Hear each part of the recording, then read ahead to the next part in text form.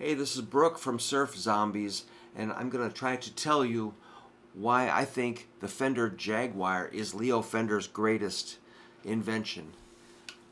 This guitar has been sitting out in a van in all kinds of weather for months. I have not played it for a long time because I'm usually playing my Les Paul, SG, or other Jaguars in the house.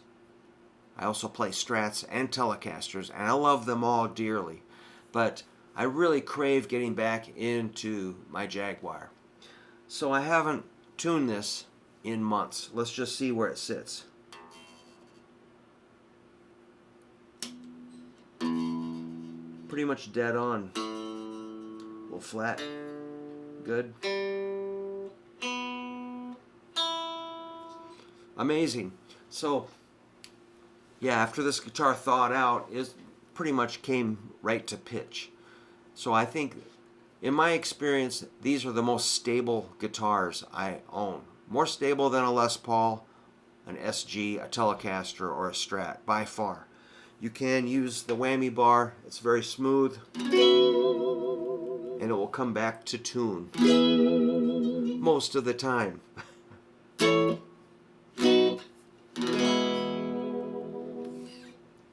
It's got two single coil pickups that have these notched side plates that improve RF shielding, making it less prone to interference than the more popular Stratocaster and Telecaster. So these pickups are very trebly. With this switch down, I'll use these switches to turn the pickups on and off. Here's all three on. I'm going to take out the bridge pickup here. That's just the neck. Now here's the bridge. And there's all on. I usually have this switch up, which cuts treble, or adds treble. It cuts bass, sorry, it's a bass roll-off switch. If I bring it down, it's more full range. Probably hard to hear, a big difference.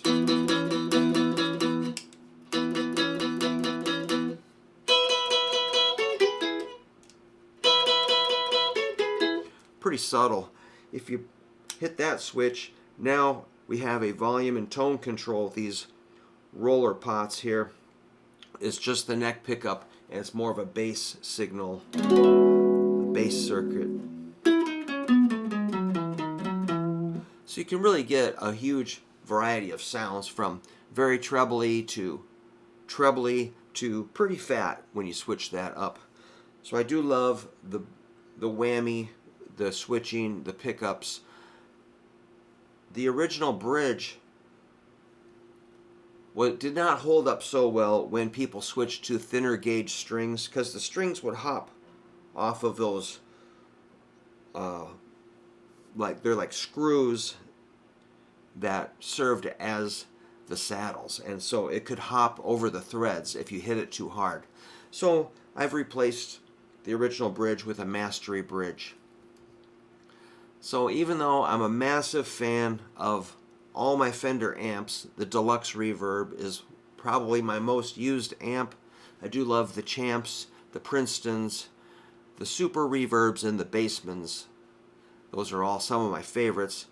I still think the Jaguar is Leo Fender's greatest design. It's got the cool rib cage contour, and for the forearm, often available in custom colors. This is the standard old Sunburst. This one was made in Japan.